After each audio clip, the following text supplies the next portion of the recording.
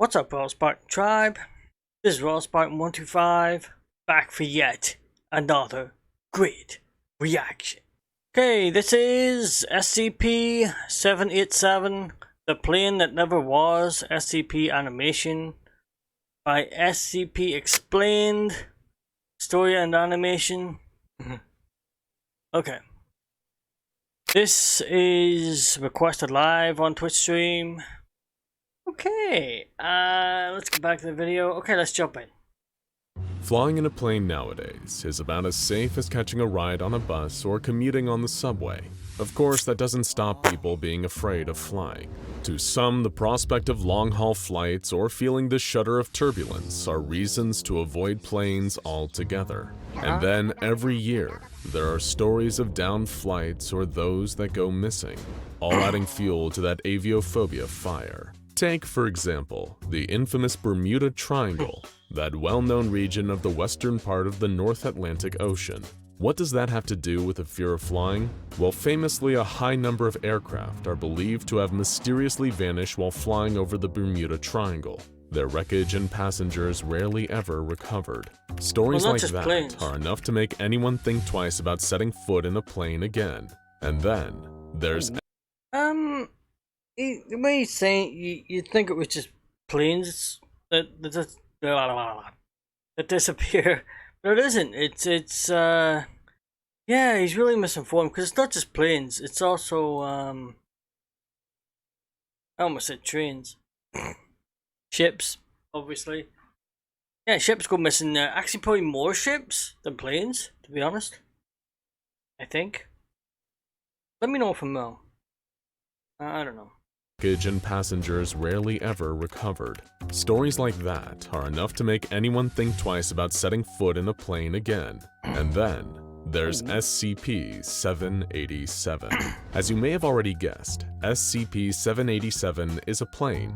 Specifically, it is a Boeing 747-200, with a wingspan of nearly 200 feet and capable of seating over 800 passengers. The 747-200 is a part of the famous Boeing 747 family of aircraft. These are quad-engine commercial airliners, designed to be the safest ever built. The particular Boeing 747-200, that has since become known by the Foundation as SCP-787, is slightly different from one that might take you from your nearest airport to your long-awaited vacation, though. For one, SCP-787 has no known date of manufacture and no call sign, both which a standard Boeing aircraft would be expected to have. Additionally, the plane's entire exterior has been repainted. Strangely, even the windows have been painted over, and the paint was still wet when SCP-787 was first discovered. As for the inner workings, all of SCP-787's mechanical components, including its turbines, engines, and landing gear, are in perfect working order with no signs of any damage. In fact, the SCP Foundation's researchers aren't even sure that SCP-787 has actually flown since its construction. The plane's machinery looks so pristine that they might be brand new, with no detectable signs of any previous use. However, inside the main body of the plane, it seems to be a different story. Anything not mechanical, like the carpets and seats, have decayed over time. Perhaps strangest of all is the cockpit. Both the pilot's and co-pilot's chairs have been replaced with two masses of computer components arranged to take the shape of two chairs. So what, you might be thinking. After all, SCP-787 is, for all intents and purposes, just an ordinary plane. Not enough to put you off flying, right? Nothing more than a Boeing with a few little things off about it, like some missing seats and decaying upholstery. Well, there's that. And then there's the over 500 dead bodies on board. In June 1987, this flight of the dead was discovered several kilometers outside of the city of Bremerton in Washington state. The SCP Foundation moved in, securing the plane and swiftly getting it into containment. Now kept within a Foundation hangar, the interior of SCP-787 is monitored for 24 hours a day. Surveillance cameras and microphones are located within the cockpit, passenger areas, and even the plane's baggage hold, with recorded footage and sound relayed back to the Foundation. The idea of a plane filled with cadavers is certainly unnerving, and more than a little creepy. But why the need for all the surveillance? After all, the bodies on board are all dead, right? Surely they're not going anywhere. Well, let's talk about those bodies. How would you expect someone to die when they are aboard a plane? Maybe they'd be thrown around during a crash landing. Or perhaps a sudden depressurization might cause the passengers to suffocate. Or maybe they've been on the plane so long, they just die. You know what I mean? Question is, how did they move the plane to the facility with no civilian noticing a huge plane? Yeah. I don't know. I have absolutely no idea. A good question, though. Good question. Expect someone to die when they are aboard a plane. Maybe they'd be thrown around during a crash landing. Or perhaps a sudden depressurization might cause the passengers to suffocate due to lack of oxygen. Under normal circumstances, you might be right, but SCP-787 is no ordinary plane, and the passengers on board were not killed in ways you might expect from any ordinary aircraft accident. Referred to by research staff as SCP-787A specimens, the cadavers aboard this particular Boeing 747-200 all have dramatically different causes of death. Some of the specimens show signs of strangulation, others seem to have starved or drowned. Other bodies on board have injuries like gunshot or stab wounds, while further corpses look to have died as a result of blunt force trauma. A few have even been exsanguinated, that is, completely drained of all of their blood. One commonality among all the specimens on board SCP-787 is that some form of mutilation has occurred. 23 passengers had their tongues removed, a further 73 were scalped, 230 had Cyrillic letters carved into their left hands, and almost 500 of the passengers had their fingertips removed. Let's recap what we have so far.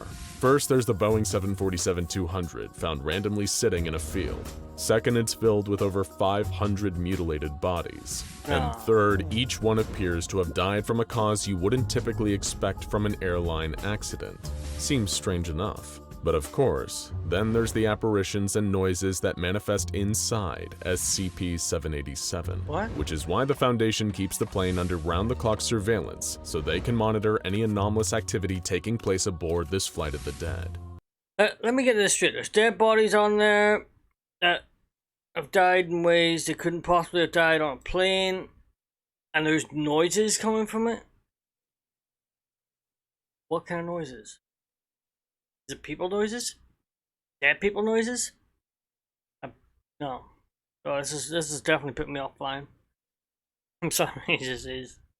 87, which is why the Foundation keeps the plane under round-the-clock surveillance so they can monitor any anomalous activity taking place aboard this flight of the dead. Any attempts by Foundation personnel to enter the plane during an anomalous occurrence have led to individuals being physically ejected from SCP-787, causing severe organ damage and internal bleeding for up to 72 hours. The anomalies that occur inside SCP-787 range from the presence of loud noises with no obvious source, to the manifestation of strange human-shaped entities within the plane. The first anomalous occurrence recorded within SCP-787 was in 1988, when the sound of a loud pounding was heard against the doors and windows of the plane's left side. 2 years later, a male voice could be heard from the onboard bathroom, repeating a singular phrase over and over. Philosophers always run from the advanced thickening treatment. In 1993, the plane's in-flight entertainment system seemed to be activated by itself. The overhead screen showed a bizarre choice of in-flight movie. Colorless pictures of a deceased man, accompanied by a female voice reading a gynecology book in Czech. The same year, the longest-lasting of the SCP-787 anomalies took place. This time, the plane's fasten seatbelt sign spent almost 4 hours flickering, while the first 15 seconds of Jefferson Airplane's White Rabbit played on a loop over the onboard speakers. It wasn't until 1997 that the first of the humanoid entities appeared aboard SCP-787. This figure was indistinct, lacking any discernible detail, little more than just a human shape standing in the aisles. Observed by the Foundation's surveillance equipment, the figure was seen removing an emergency oxygen supply and mask from seat H-43. It stood perfectly still, wearing the passenger's breathing mask for over 2 minutes before removing the mask and disappearing from the view of the cameras placed on board. The figure did not appear anywhere else inside the plane. Another figure appeared 4 years later in 2001, sitting in the massive computer parts that made up the co-pilot's chair.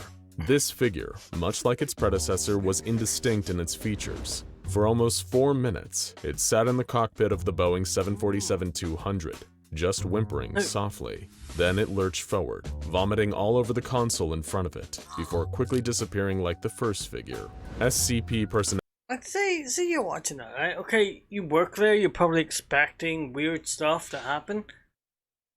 And that is freaky. Just, ugh. Ugh. That freaks me out just thinking about it. Apparitions. There's dead bodies all over the place.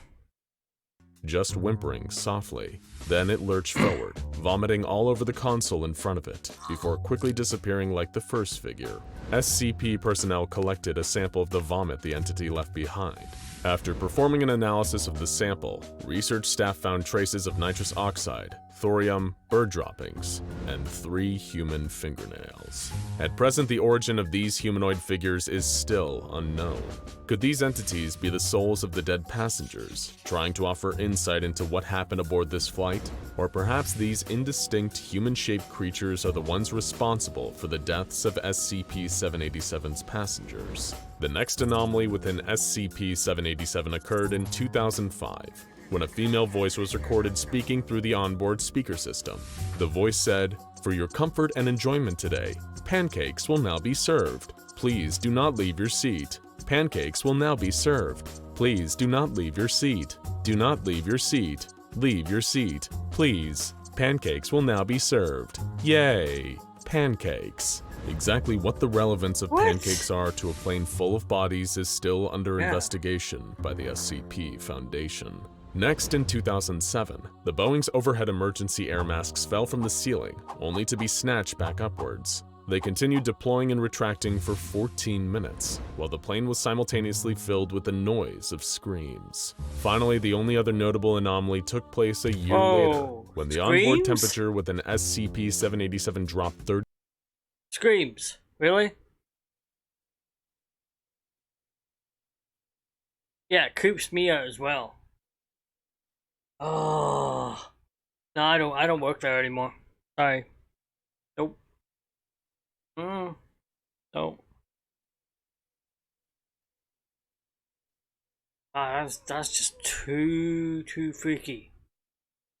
Too freaky. Filled with the noise of screams. Finally, the only other notable anomaly took place a year later, when the onboard temperature with an SCP-787 dropped 33 degrees, from 20 to -13 in a matter of seconds. By the late 2000s, the Foundation's researchers was having little luck understanding the nature of SCP-787's anomalies. Instead, they turned their attention to identifying the bodies of the deceased passengers on board. Through the use of advanced forensics and population databases, these researchers attempted to determine where exactly these bodies had come from. Researchers still haven't determined if they all died on the plane, or if someone had exhumed them from graves before placing them aboard for some unknown reason. In fact, the answer was neither, and Foundation researchers discovered something that no one had expected. One of the passengers was still alive. To clarify, the body aboard SCP-787 was definitely still deceased, but researchers identified the cadaver as a retired optometrist from Atlanta, Georgia, who is still very much alive. Foundation agents found the man was simultaneously alive and well in his Atlanta home, but also dead on board the Boeing 747-200. The subject was interviewed by agents and had no prior knowledge of any incident taking. No, you gotta keep an eye on that guy. Seriously, you have to watch that guy. Because something's gonna happen to him. I guarantee it. There's something weird about that guy. You know what? I know it. There's something strange about him. He's the only one that's still alive. The others are all dead. Yeah? I think. Could be wrong. Might be more still alive. We'll see. We'll see. Well in his Atlanta home, but also dead on board the Boeing 747-200. The subject was interviewed by agents and had no prior knowledge of any incident taking place in June 1987. when SCP-787 was first discovered.